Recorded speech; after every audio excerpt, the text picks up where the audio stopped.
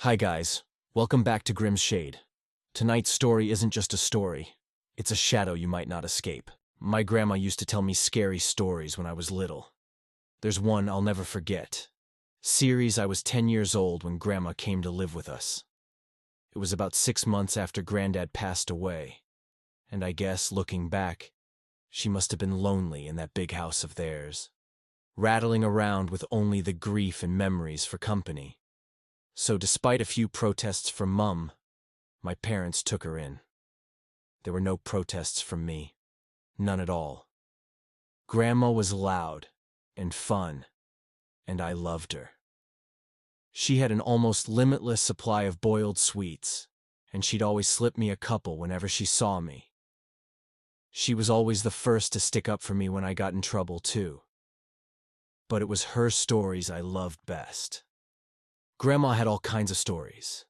Stories about growing up during World War II, and stories about the things she'd get up to with her friends on the South Coast after her family had been evacuated. Sad stories, funny stories, adventure stories. But it was her scary stories that were my favorite. Grandma had lots of scary stories. She told me she dabbled in the occult when she was a teenager, trying out Ouija boards with her friends.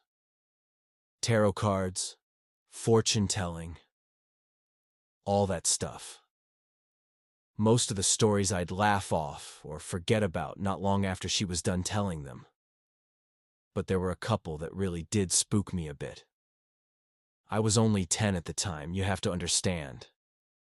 And Grandma certainly knew how to bring the stories to life. She'd shut off the lights in my room so only the glow of the night sky shone through the curtains, and she'd shuffle in real close. Close enough so I could see the wrinkles on her face and smell the boiled sweets on her breath. Close enough so her deep blue eyes could stare straight into mine. She must have given me nightmares with a few of those tales, but now, years later, there's only one that I can still remember. Only one that stuck with me. The story about the shower and Mr. Longfingers. Grandma told me about Mr. Longfingers one night after I asked about her baths. Grandma used to love her baths. She'd spend ages in them, light candles and incense, and lie in the tub humming to herself until the water turned cold. It drove my mum crazy. But when I asked her why she loved them so much, she said it was the only place she could relax. It was the only place that was safe for her to relax. You know people like me who are, well, more sensitive to certain things. We have to have baths, she told me seriously one night, shuffling closer on the bed. I couldn't possibly spend that long in the shower. It'd be far too risky. Grandma stared at me with those blue eyes of hers, unsmiling, and I knew it was time for one of her stories, one of the scary ones. I shivered with pleasure and pulled the covers up to my chin. Why is it risky, Grandma? She half turned to look out the window, watching me from the corner of her eye, pausing for effect. I waited, feeling my heart rate pick up ever so slightly in my chest. Well, she said after a moment, it's only risky if you close your eyes, of course. If you close your eyes for longer than 10 seconds. What do you mean? Why? Well, do you ever play that game in the playground with your friends? The one where someone turns their back and the others sneak up on them when they're not looking? I nodded, and Grandma nodded back. Exactly. So that's what it's like in the shower, when you have your eyes closed. That's what it's like with Mr. Longfingers. A cold itch tickled back. Who's Mr. Longfingers, Grandma? She let out a deep breath, as if she wished she hadn't said anything. Turned her head back to face mine. When she next spoke, she'd lowered her voice. No one knows. Exactly. Grandma whispered. Some think it's a creature that's attracted to the heat and smell we give off in there. Others think it's a demon that finds a way into our realm through the dense steam clouds. No one can say for sure, because the only ones who have actually seen Mr. Longfingers aren't ever going to be able to tell you. I pulled in a breath. Why not? Grandma shuffled closer along the bed and leaned towards me, leaving my question hanging in the air. Don't you worry about it, sweetheart. Don't worry your pretty head. As long as you remember the rules, you'll be fine. What rules? Well, when you're in the shower, you try not to close your eyes for too long. 5 seconds is fine, and 10 is just about okay too. But any longer than that? Yeah? Then what? Well, any longer than that, and you may just start to feel something in the room with you. Something watching. And if you ever go longer than 15 seconds, that's when you might start to hear a noise too. Hear what? The soft tap, tap, tap of fingers on glass. Fingers drumming against the glass door of the shower. If you do ever hear that noise, God forbid, will you make me a promise? What, Grandma? Promise me you'll never open your eyes. I barely slept that night. Hardly at all. I'd close my eyes and try to relax, but every time I did, I'd imagine a face pressed against my bedroom window, staring in at me. And when I did finally get to sleep, I had nightmares. Bad ones. I had them all week, in fact. Dreams about disembodied eyes watching me in the dark, and long fingers reaching out to touch my exposed skin. It wasn't any better when I was awake either. Not really. The shower was the worst. That's when Grandma's story really got to me.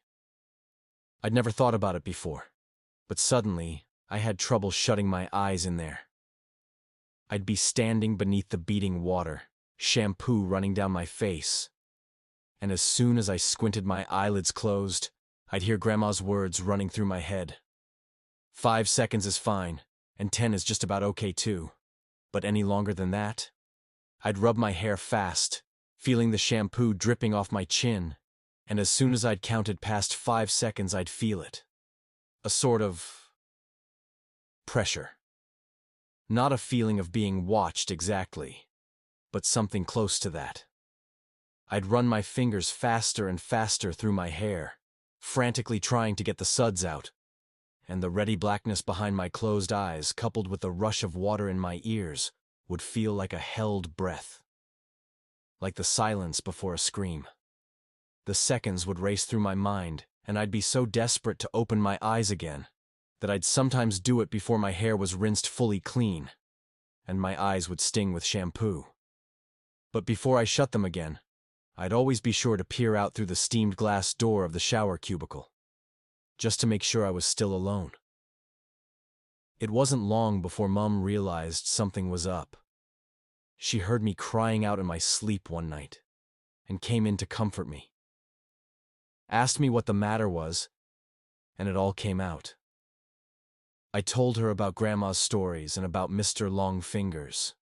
She got this look on her face when I was telling her, like she used to get with me when I'd made her really mad. This wide-eyed, angry look. Only this time she wasn't angry with me. She was angry with Grandma. My parents' room was next to mine, and sometimes, if I pressed my ear against the wall, I could hear them talking in there. Soft whispers. That night, though, after Mum was satisfied I wasn't scared anymore, and she'd gone back to her room, the whispers weren't soft at all. Oh no. I heard Mum hissing to Dad about Grandma, about the story she'd told me. Mum's voice floated through the wall, sharp and crisp. You know what your fucking mother said to him now, don't you, Simon? Dad's response was an unintelligible mutter.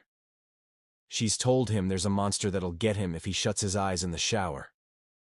A monster. The poor kid's been having nightmares about it all week. Seriously, Simon, you'd better say something to her tomorrow morning, first thing. Or I will. Grandma came to visit me in my room the following night. That time, as she perched on the end of my bed, there were no stories. Nothing like that. Grandma just sat there and stared down at me, her blue eyes wide and sad. The light from the moon outside my window lit up her wrinkled face. "You know I'd never let anything bad happen to you, don't you?" she said after a moment. I nodded my head. "I know, Grandma." "You know I wouldn't let you come to any harm?" I nodded again. "Okay, good. That's good." She looked away from me for a moment, out the window. "You know, the things I tell you in the evening are meant to help you, sweetheart. They're meant to toughen you up a bit, protect you." She paused and shook her head. "But maybe your mum's right. Maybe I went too far this time." She looked down at me and smiled. But even then, even though I was only 10 years old, I could tell it didn't quite reach her eyes. "I'll tell you what," Grandma said. "You know what I told you about Mr. Longfingers and the shower? Well, I'm going to make sure you're safe. I'll scare the bastard off. How about that? It won't come back in a hurry if it has to face me." I stared up at Grandma, watching her face glow in the moonlight, watching her smile down at me. I nodded my head once. I was the one who found her. I don't know when exactly it happened, but I'd guess it was about a week after we had that talk in my room.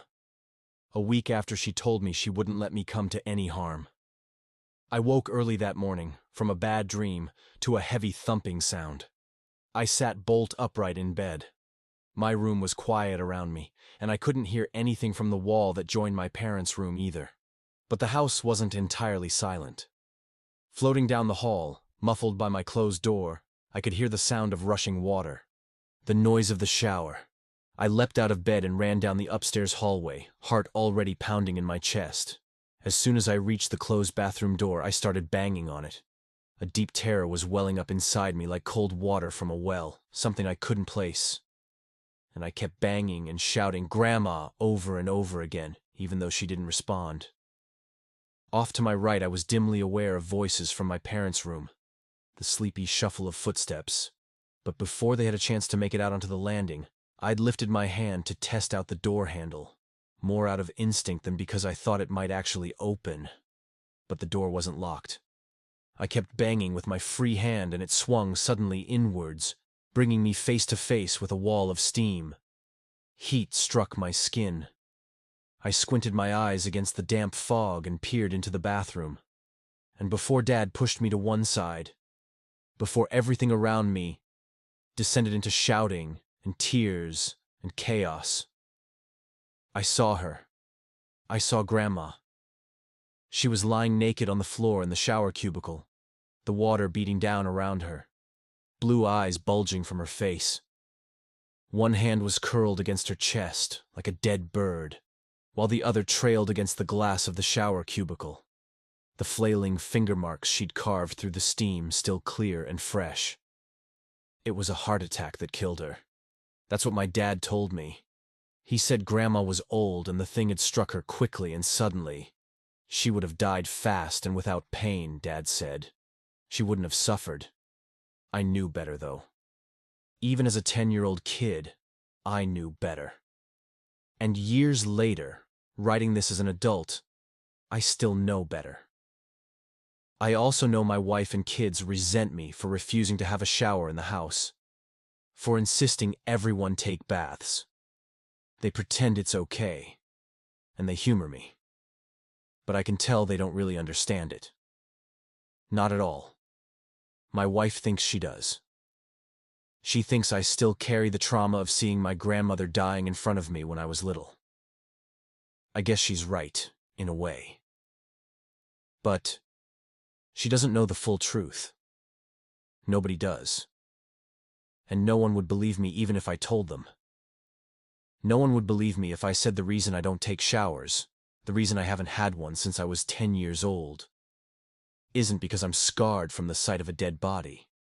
It's because all those years ago, when I crept back into the still hot bathroom after the paramedics had taken Grandma's body downstairs, I made sure to check the marks her fingers had carved through the steamed glass of the shower cubicle. Thanks for listening till the end. Stay tuned for more videos. The second part of the story is coming soon.